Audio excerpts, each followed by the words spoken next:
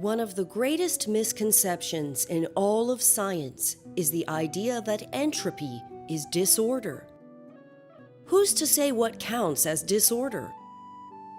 After all, if this specific arrangement of shattered glass is precisely the exact arrangement of glass objects that we wanted, then this arrangement is the most ordered combination possible.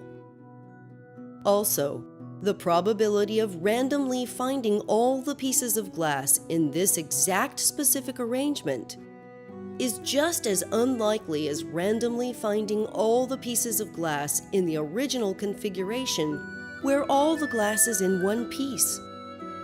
The original configuration where all the glass is in one piece is no more or less probable than any other particular specific configuration.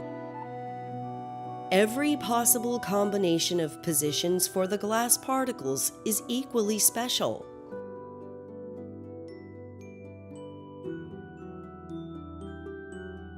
The original combination, before the glass is shattered, is no different in this regard.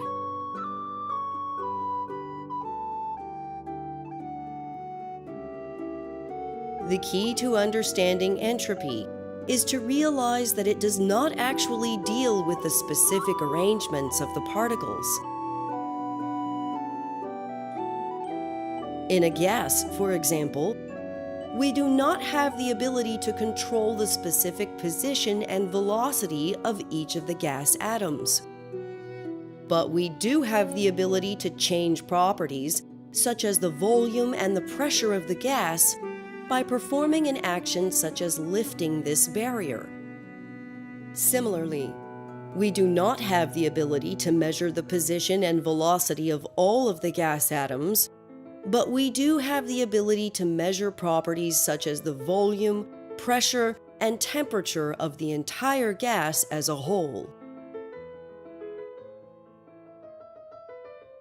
Suppose we don't know the positions of these three objects, but we know the size of the area they are located inside.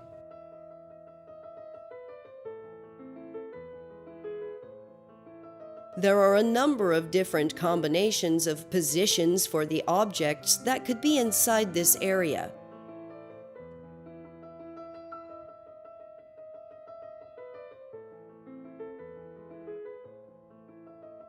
Now, suppose we have another situation.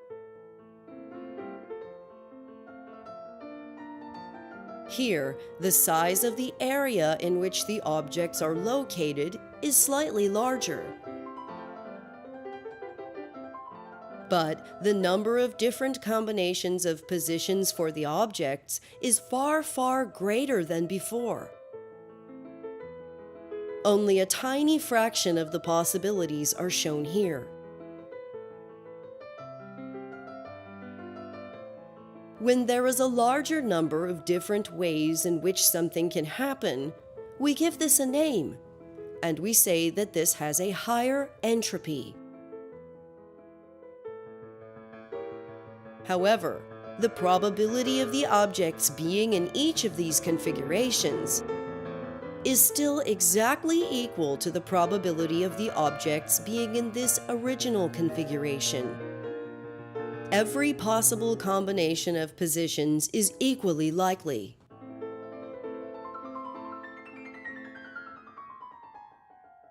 The concept of entropy does not apply to a specific combination of positions of the three objects.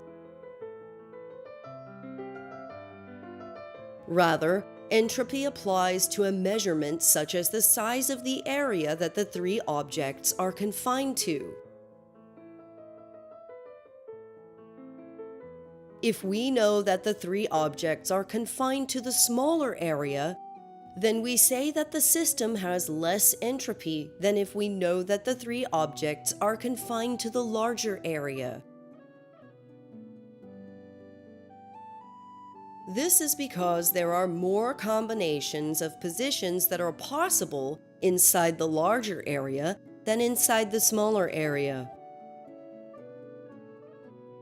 However, each individual combination of positions in the larger area is still equally likely to each individual combination of positions in the smaller area. Each individual combination of positions in the larger area is still equally likely to each individual combination of positions in the smaller area. Similarly, each possible combination of positions for the broken glass has an equal probability, including the combination of positions where all the glass is together in one piece.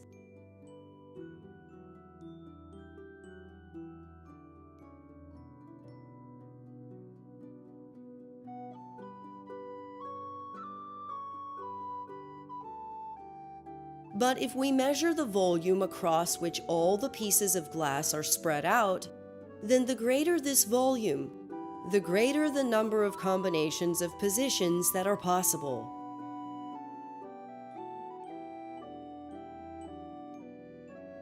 Therefore, after the glass has been shattered, it is far more likely that the glass will always continue to be spread out over a large area than that the glass particles will ever return to the one combination where all the glass is together in one piece. This is not because any of the combinations of positions with the glass spread out are more likely, but simply because there are more of these combinations available.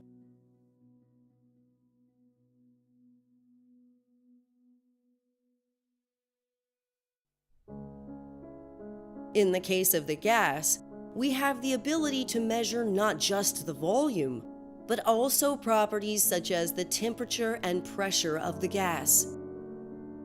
Let us call each possible combination of measurements for volume, temperature, and pressure a macro state of the system.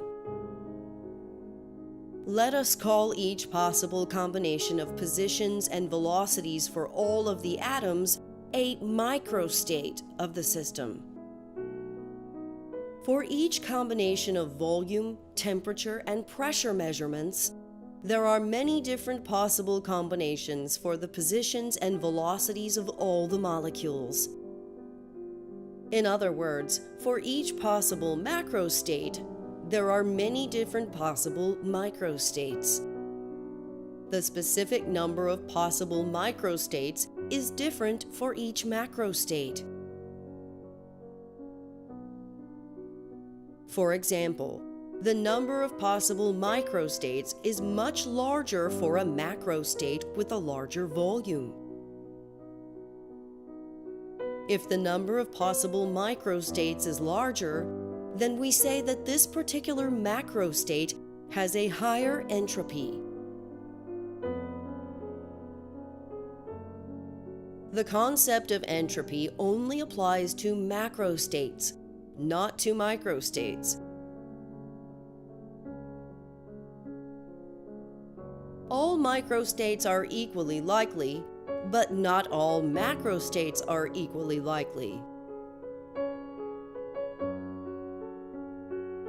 All microstates are equally likely, but not all macrostates are equally likely.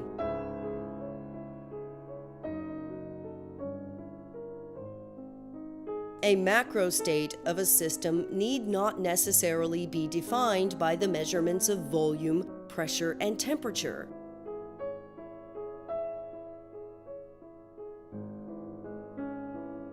We can instead pick any set of measurements on a system as a whole and use these to define the macrostate. Regardless of which set of measurements we pick, if our system happens to be the entire universe as a whole, the second law of thermodynamics states that the entropy of the universe can only increase, and that the entropy of the universe can never decrease.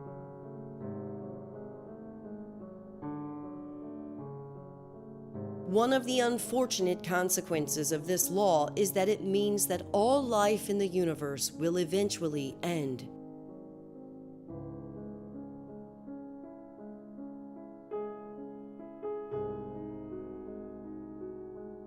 Details of this are discussed in the video titled Thermodynamics and the End of the Universe. Also, a discussion of the philosophical aspects of entropy are available in the video titled Entropy: Why the Second Law of Thermodynamics is a Fundamental Law of Physics. Please subscribe for notifications when new videos are ready.